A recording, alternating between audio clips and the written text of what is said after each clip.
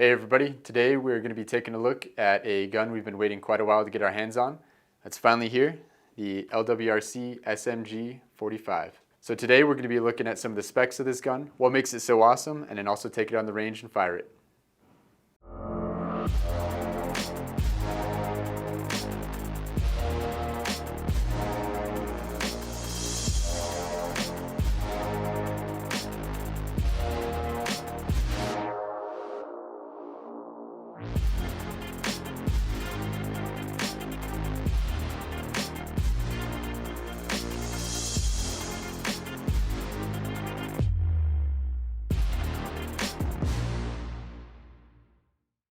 So the LWRC SMG-45 was announced over 5 years ago.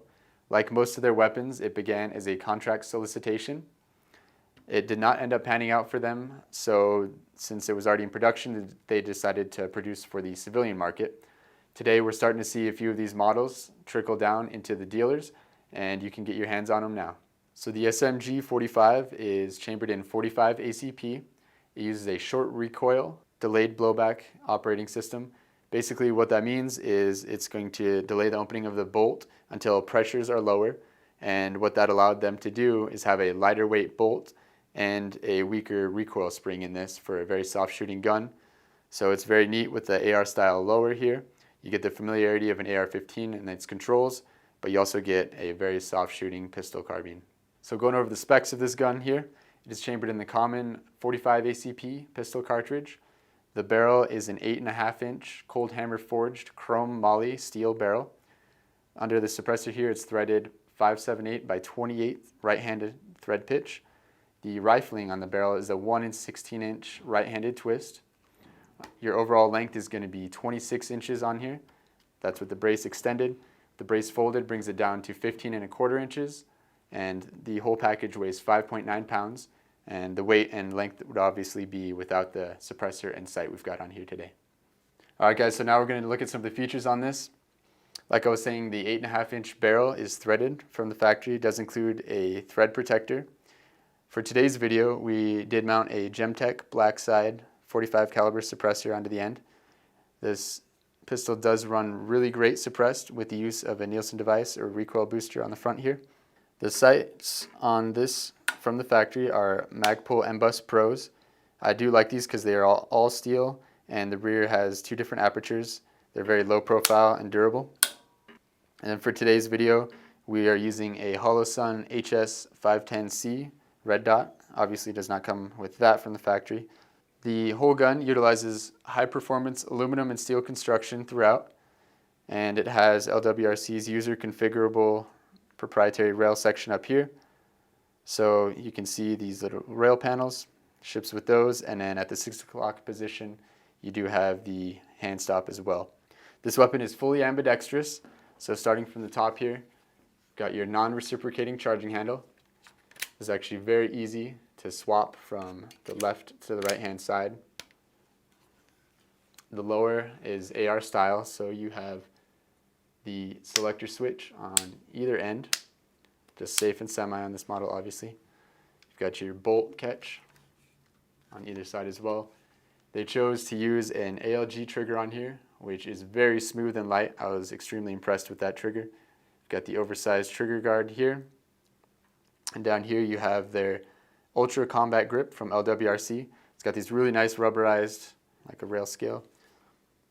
And it has a compartment underneath here. So we found that the thread protector actually fits really well. You could probably also use that for battery storage. You've got a Torx Allen wrench here in order to take the gun apart or mess around with these accessories on the rail. And then you also have a sight adjustment tool in there. On the back of the weapon, you've got an SB Tactical folding pistol brace. I think it fits very well both in looks and in function. It's very stable. I'm a big fan of that. This pistol would also make a great short barrel rifle candidate if you wanted to do a Form 1 and SBR this. Put a real stock on there. I think that'd be awesome. Then down here, the last ambidextrous part is your paddle magazine release, and it takes these UMP 45 magazines.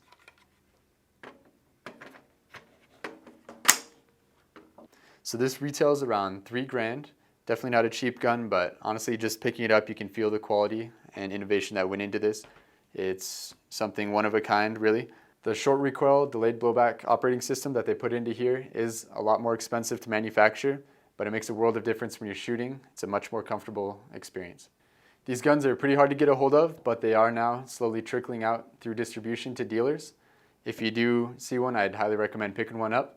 A good feature of our website is you can sign up to be email notified when we do get more of these in stock. It ships from the factory in this cardboard box here, so we'll show you what is included. Pretty basic. You've got your nice foam cutout for the pistol itself, your user manual, a little extra Torx key, lock, clear chamber indicator, and it does come with 2 US-made 25-round magazines. All right, guys, now that we've gone over the features and specs of this, we're going to take it out to the range and see how it performs. All right, guys, we're here at the Impact Guns range. Let's see how she runs. We're loaded up with some MagTech 230 grain ball ammo.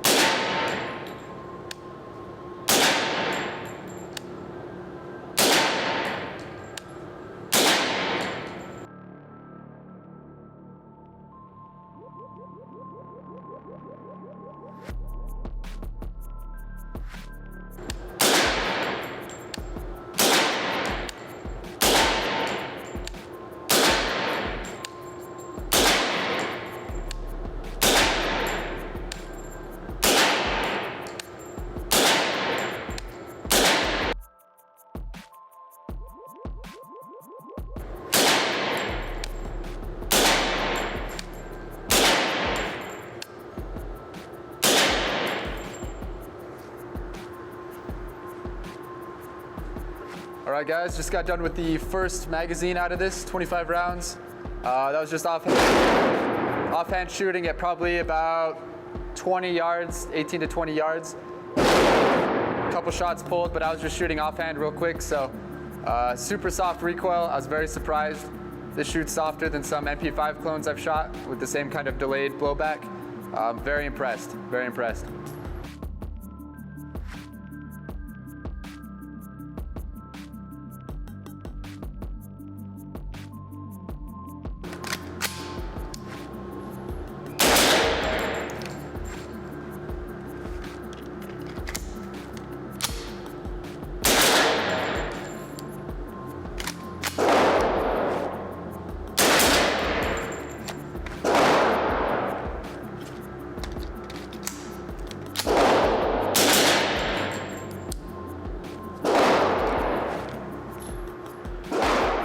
We took the Gemtech black side suppressor off, so I'm going to shoot this in the normal configuration here, unsuppressed.